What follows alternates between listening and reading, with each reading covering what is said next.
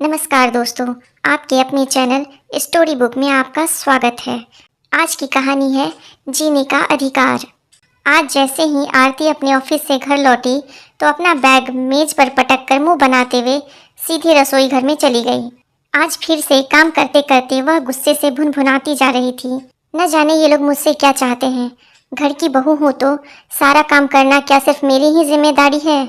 सासू माँ तो मेरे आने के बाद ऐसे महारानी बनकर बैठ जाती है जैसे मेरी शादी से पहले इस घर में उसके आसपास नौकर चाकर मंडराते रहते थे। आखिर किस जन्म की दुश्मनी निकाली जा रही है? अरे मुझे तो यह समझ नहीं आता कि अगर मेरे साथ घर का थोड़ा बहुत काम करवा देगी तो कौन सा पहाड़ टूट पड़ेगा? क्या उनके हाथ पैर घिस जाएंगे? आखिर मैं भी तो इंसान हूँ। दिन भर ऑफिस में काम करके थकी हारी आती हूँ और घर आते ही रसोई के काम में जुट जाती हूँ। यहाँ तो सासू माँ को रामायण पढ़ने से फुर्सत ही नहीं है और कुछ नहीं सोचता तो सहेली संग टहलने निकल जाती है। बड़बड़ाते हुए आरती बर्तन धोने लगी और एक के बाद एक बर्तन जोर जोर से पटकने लगी। प्रतिभा जी अपनी बहू के गुस्से का कारण भली भांति जानती थी, लेकिन उन्होंने कोई प्रतिक्रिया नहीं दी। आखिर वह भी कितनी देर तक काम करती? बहू के जाने के बाद सुबह से लेकर शाम तक घर गृहस्थी का सारा काम करते करते वह भी बुरी तरह थक जाती थी। इसलिए शाम के वक्त वह केवल अपने लिए ही कुछ समय निकालती थी। दरअसल आज के ज़माने की एक मॉडर्न लड़की थी आरती। पढ़ी लिखी भी बहुत अच्छी थी। पढ़ लिखकर एक आत्मनिर्भर महिला बनना उसका सपना हुआ करता था। इसलिए जब उसकी पढ़ाई लिखाई समाप्त हुई तो उसने नौकरी के लिए आवेदन देना शुरू कर दिया था। और जब प्रतिमा जी के बेटे विकास के साथ उसका विवाह तय किया गया तो यह बात उसने सबके सामने स्पष्ट रूप से जाहिर कर दी थी कि विवाह हो जाने के पश्चात अगर कहीं अच्छी नौकरी मिली तो उसकी नौकरी करने से किसी को कोई ऐतराज़ नहीं होना चाहिए। इस बात से विकास को भी कोई परेशानी नहीं थी और न ही विकास के माता पिता को इससे कोई आपत्ति थी कि उनकी बहू नौकरी पेशा हो। बड़ी हंसी खुशी के साथ शादी की सभी रस्में पूरी हुई और आखिरकार आरती इस घर में बहू बनकर आ गई। अपनी नौकरी के लिए उसने कोशिश जारी रखी थी और अभी विवाह को 5 महीने ही हुए थे कि आरती को एक अच्छी नौकरी मिल गई।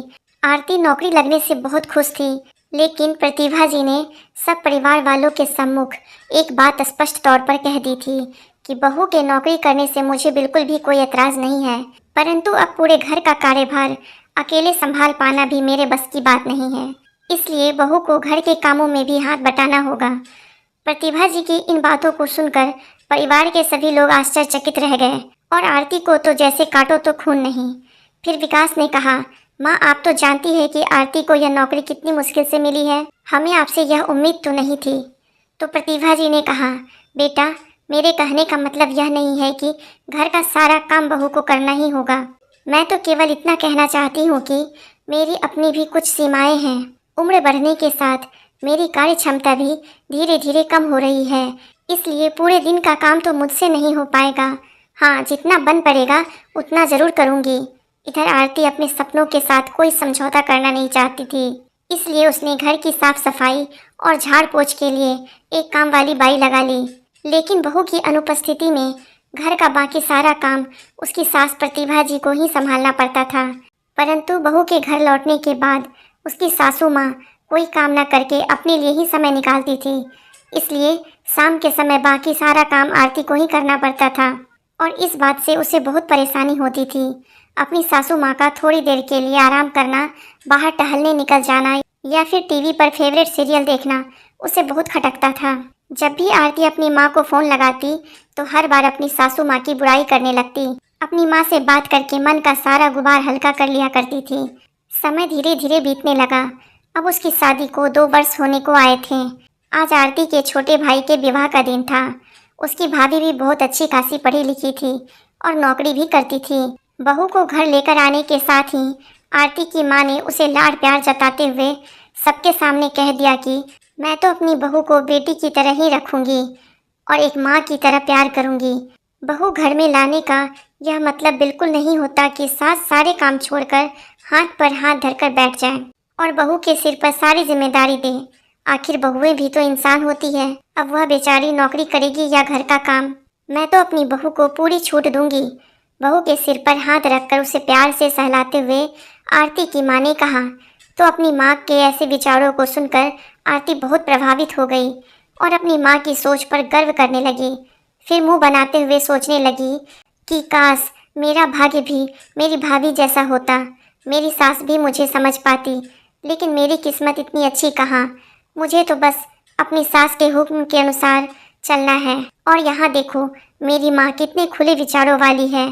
शादी के बाद अगले दिन से ही आरती की भाभी ने नौकरी पर जाना शुरू कर दिया। आरती की माँ भी अपनी बहू की हर सुख सुविधा का ख्याल रखती थी।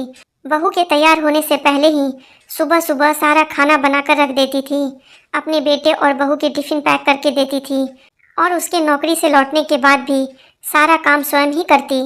अपनी सास का इतना प्यार देखकर आरती की भाभी को भी बहुत अच्छा लगता था। आए दिन अपनी सासू माँ से अपनी मनपसंद चीज़ें बनवाने की फरमाइश करती रहती थी और आरती की माँ भी उसकी हर फरमाइश को बड़े प्यार और मनुहार से पूरा करती थी। कुछ दिन तो बड़े खुशी से बीते, लेकिन जैसे जैसे वक्त बीतने लगा स्थिति बदलने लगी। दिन भर काम करते करते आरती की माँ पूरी तरह थक कर टूट जाती थी और वहीं आरती की भाभी को तो कोई काम करने की आदत थी ही नहीं। आरती ने कितनी बार अपनी माँ को फ़ोन लगाया, लेकिन उसकी माँ हमेशा यही बात कहकर फ़ोन काट देती थी कि बेटी अभी मुझे बहुत काम है, मैं तुझसे बाद में बात करूँगी। एक दिन आरती की माँ जब घर का काम करके थक हार के शाम के समय बिस्तर पर लेटी तो आरती का फ़ोन आया। फ़ोन उठाते ही आरती की माँ ने कहा, हेलो आरती बेटी, कैसी हो तुम? घर पर सब लोग ठीक तो है ना? इतने दिनों बाद माँ से बात करने का मौका मिला तो आरती फिर से अपनी परेशानियों का पिटारा उठाकर बैठ गई। क्या बताऊँ माँ, आधा घंटा पहले ही नौकरी से थकी हुई घर लौटी हूँ और अब घर का काम भी करना पड़ेगा। आप तो भाभी को पूरा काम करवाती हो, लेकिन मेरी सासू माँ को तो देखो, मेरे नौकरी से घर लौटने की देरी थी कि अपने कमरे से तैयार होकर बाहर निकली। अब इस उम्र में इन्हें सजने संवरने का शौक चढ़ा है। अगर इतना ही समय था इनके पास तो रात का खाना ही बना लेती, मुझे भी थोड़ा आराम मिल जाता। अच्छा माँ, एक बात तो बताइए, अब तो आप मुझसे बात ही नहीं करती। भाभी को माँ का प्यार देते देते कहीं अपनी बेटी को तो नहीं भुला दिया? आरती के इतना कहने की देरी थी कि उसकी माँ की आंखें आंसुओं से सराबोर हो गई और फूट फूट कर रोने लगी। माँ के रोने की आवाज़ सुनकर आरती का कलेजा कांप उठा। क्या हुआ माँ, आप रो क्यों रही हो? भाभी से कोई बात हुई है क्या? सब कुछ ठीक तो है ना? बेचैन होते हुए आरती बोली। फिर उसकी माँ ने कहा, बेटी मुझे तो कुछ समझ में नहीं आता। मैंने तो तेरी भाभी को हमेशा अपनी बेटी की तरह ही माना था। बहू को कोई तकलीफ ना हो इसलिए सारा दिन मैं ही काम में लगी रहती हूँ, लेकिन फिर भी तेरी भाभी को मेरी कोई कदर नहीं है। घर का कोई काम करना तो दूर, वह तो रसोई की तरफ देखती तक नहीं है। मुझे तो ऐसा लगता है कि मैं तो इस घर में केवल एक काम वाली बाई बनकर रह गई हूँ। हर काम के लिए वह तो बस मुझ पर ही हुक्म चलाती है। एक गिलास पानी भी खुद उठकर नहीं पीती। अरे उससे तो तेरे भाई के लिए भी खाना नहीं बनाया जाता। सुबह सुबह उठकर रसोई घर का सारा काम मैं करती हूँ और उसका टिफ़िन तैयार करने में मुझे थोड़ी भी देरी हो जाती है तो मुझ पर ऐसे भड़कती है जैसे कि मैं उसकी नौकरानी हूँ। मुझे तो कुछ समझ नहीं आता कि मैं क्या करूँ। अपनी माँ की यह बात सुनकर आरती हैरान रह गई। फिर उसकी माँ ने कहा, लेकिन बिटिया इस सब में गलती मेरी ही है। तेरे पापा ने मुझे कितनी बार कहा था कि मुझे बहू को उसकी जिम्मेदारियों का एहसास करवाना चाहिए, थोड़ा काम उसे भी करने देना चाहिए। लाड़ प्यार में इतनी भी छूट नहीं देनी चाहिए कि बाद में पछतावा हो। आरती बेटी, आज मुझे एहसास हो रहा है कि तेरी सासू माँ ने सारी जिम्मेदारियाँ अपने सिर पर ना लेकर बिल्कुल ठीक किया था। घर का काम मिल बांट कर करने का उनका फैसला एकदम सही था। भले ही वह तुम्हें बुरी लगती हो, लेकिन यह बात बिल्कुल सही है कि हर इंसान को अपने लिए भी थोड़ा समय चाहिए होता है। अगर मैंने भी समधन जी की तरह समझदारी से काम लिया होता तो आज मेरी ये दुर्गति ना होती। मैं भी उनकी तरह आत्मसम्मान से जी रही होती और उम्र के इस पड़ाव में जीवन का भरपूर आनंद ले रही होती। माँ की बातें सुनते सुनते आरती की आंखों में आंसू बहने लगे। अपनी माँ की हालत के बारे में सोच सोचकर उनका कलेजा फटा जा रहा था। कांपते हाथों से उसने फ़ोन रखा। मन के विचारों का तूफान उमड़ रहा था। रह रहकर अपनी माँ की चिंता सता रही थी। फिर स्वयं को संभालते हुए रसोई घर का काम करने के लिए जैसे ही वो कमरे से बाहर निकलने लगी तो देखा उसके ससुर जी हॉल में ही बैठे थे। तभी उसकी सासू माँ भी ब्यूटी पार्लर से वापस आई तो ससुर जी मुस्कुरा कर चुटकी लेते हुए बोले, अरे भाग्यवान, अब तुम्हारी उम्र हो चुकी है और अब इस उम्र में भी तुम्हें ब्यूटी पार्लर जाने की क्या सूझी है? तभी प्रतिभा जी भी हंसते हुए बोली, अरे आपको कैसे पता चला कि मैं ब्यूटी पार्लर गई थी? लो, क्या मैं नहीं जानता कि तुम्हारे बालों की सफेदी अचानक कहाँ गायब हो गई? लेकिन एक बात तो बताइए प्रतिभा जी, अब इस बुढ़ापे में सज संवर कर क्या करोगी? फिर प्रतिभा जी मुस्कुराते हुए बोली, अरे मेरा दिल किया तो चली गई ब्यूटी पार्लर। जानते हैं, सजने संवरने का शौक तो मुझे पहले से ही था, लेकिन सारी उम्र घर की जिम्मेदारियों में ही उलझ कर रह गई। अच्छा, तो बुढ़ापे में अब आप अपने शौक पूरे करने चली हैं? उनके पति ने फिर उन्हें चिढ़ाते हुए कहा। तो प्रतिभा जी बोली, किसने कहा कि बुढ़ापे में अपने शौक पूरे नहीं किए जा सकते?